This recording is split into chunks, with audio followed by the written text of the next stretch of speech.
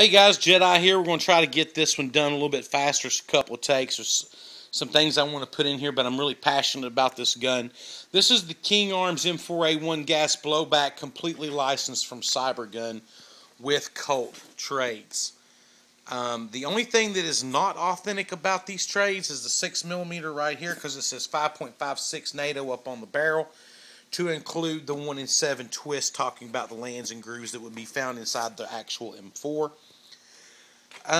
This one has a plastic flash hider. It's 14mm counterclockwise. You guys know you can pick those up for nothing. You got an aluminum outer barrel. You got your typical factory bore inner. Only WE is the only one I know of that puts a tight bore in there. I don't think they put a tight bore in the KWA. I'm not sure. I have to double check. Your front sight post is aluminum. Your body is cast aluminum like most. Your buffer tube is mil spec. It's about everything on this is mil spec. The one thing that I absolutely love about this rifle, we talked about the KWA being one that you could buy and take out of the box. Steel bolt carrier group, 95 or to 90 to 95% steel internals, already pre-tuned for you.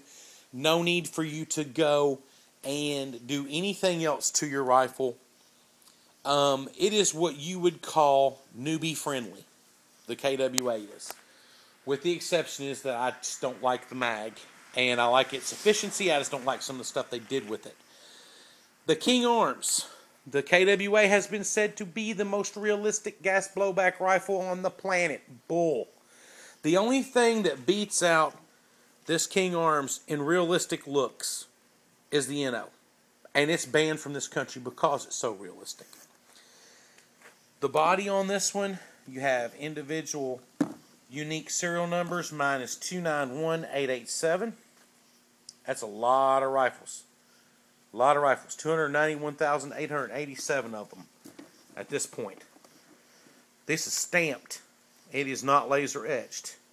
This is the part, the 6mm is the only part that's not realistic. It is all the way down to the size of the font and placement of the font identical to the M4A1.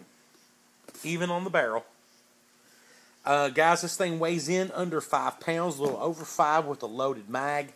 This is by far not one of the lightest mags out there, but it is by far not the heaviest. The heftiest was to weigh in was the KWA. We're going to redo those magazine weights because I filmed that one on the Beta Project Mag last night at 3 o'clock in the morning. I was tired and looked at the scale wrong. So we're going to redo that in a moment. If you are the type of guy like me, John J. Rambo, Booby M4H, the kind of guy that wants to get a gun on the Western Arms system that has a whole plethora of aftermarket parts from companies as hot as Prime, Airsoft Surgeon, Airsoft Innovations is even, from what I understand, are getting into these internals in the future. I haven't seen any yet, and it may be myth. Iron Airsoft, SHS, GMP Element, all these people making these really cool parts. You have some parts out there that are acceptable and some that are very expensive, i.e. Prime, and some others that are CNC steel.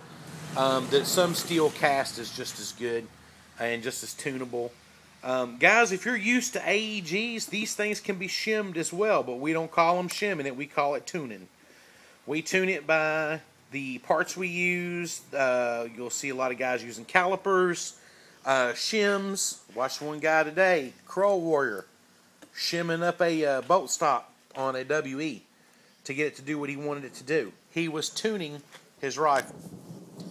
Once you start getting into gas blowbacks and you get a little bit of experience under your belt and you want to get one, tear it down, go to like one of the Asia stores, buy a new front end, a whole front end, shorter barrel, whole new internal, whole new hop up. You want to juice up the hop up, juice up the BCG, juice up the buffer and the springs, and tune in the hammers and the full auto sears, what we also known as the hammer lock and also known as a disconnector. You'll hear it called a lot of different things. then you're going to want to get into a rifle like this.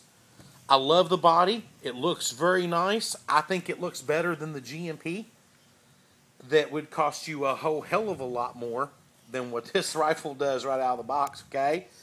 A little bit more. Let's put it that way. And you can have a whole plethora of aftermarket parts to hand tune this to your heart's content. You could go out on a field and this be the most unbelievable red hot rifle out there. And you can show off your tech skills with it. But if you want one that you don't have to do that to, that's player ready and already has nice stuff, then go with KWA. It's just user friendly. There's all kinds of ways I could put it. But if you buy this rifle, let me tell you first off and foremost. The next thing you need to put in your cart after you put this in your cart is an Iron Airsoft CNC aluminum loading nozzle. Why? Because the loading nozzle that comes standard on this rifle is pure garbage. It sucks so bad. Some of the internals in here are not steel. Some are metal alloy, some of them are aluminum. And aluminum's okay because it's anodized hardened aluminum. It's still not going to last as long as the steel, and you're going to have to replace them anyway.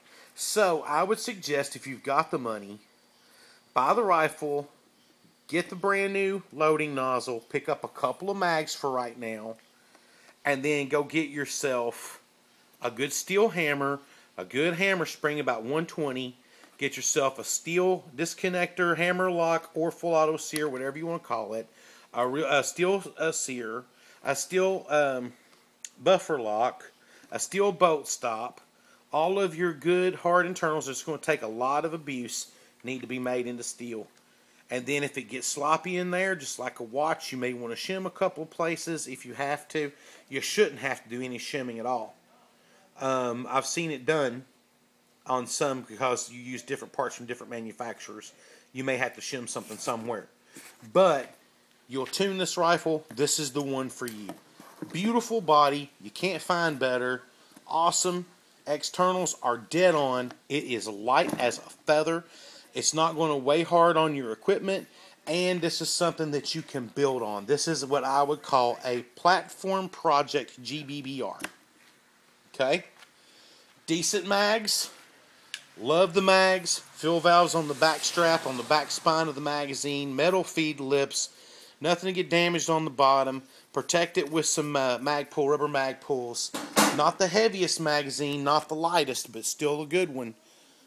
For the money, guys, put this on your bench, but expect to do a little bit of work on it, like any GBBR, and you can tune it and make it whatever you want it to be. Whole plethora of stuff out there for it. This is a good choice if you like to be a tech and work it out, because it's going to be awesome. This is Jedi. Thank you for watching. This has been my review and my honest opinion of the King Arms gas blowback rifle, fully licensed Colt M4A1 from Cybergun. It's a good gun. It's got its problems like everybody else, but they're very easily fixed and can be super hot and a beast on the field. Thanks for watching.